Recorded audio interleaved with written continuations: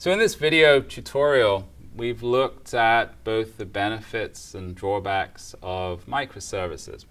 And hopefully I've made the argument that for large or complex applications, the microservice architecture offers tremendous benefits. And let's imagine that you agree.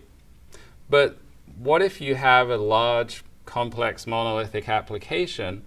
How do you get to a microservice architecture? How are we going to break up your big, scary monolith that's really slowing down your development process and perhaps has issues scaling and break it up into some nice microservices?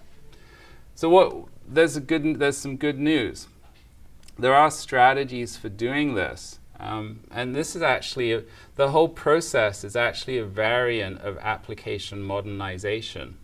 And in fact, some older techniques for application modernization apply to the concept of refactoring into microservices.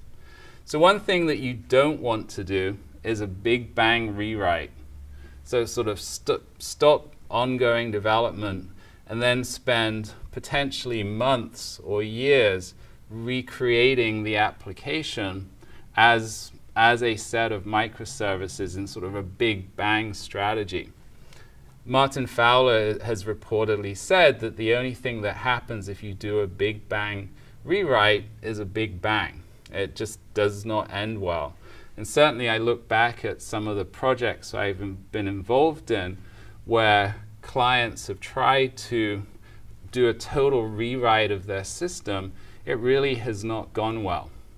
So the best strategy is actually to do this incrementally, which can be kind of exciting. It's like driving down the freeway at 70 miles an hour and actually doing significant engineering work on your car, and you just keep going. So a great metaphor for what you need to do is this notion of a strangler application, which Martin Fowler actually wrote about some number of years ago, prior to this whole microservices thing. As I mentioned, this is really just application modernization. And the name strangler application comes from the idea of a strangler vine, or strictly speaking, a strangler fig that can be found in rainforests. And what that is that it's this vine that grows up around a tree and basically just covers the tree, and then at some point the tree dies and you're left with this tree-shaped structure that really is just made up of this vine or fig. And so that's the metaphor we want to use for migrating to a microservice architecture. We're actually building up a new application around our monolith, and that new application is comprised of microservices, and the monolith gradually fades away as we extract out more and more of its functionality into these microservices.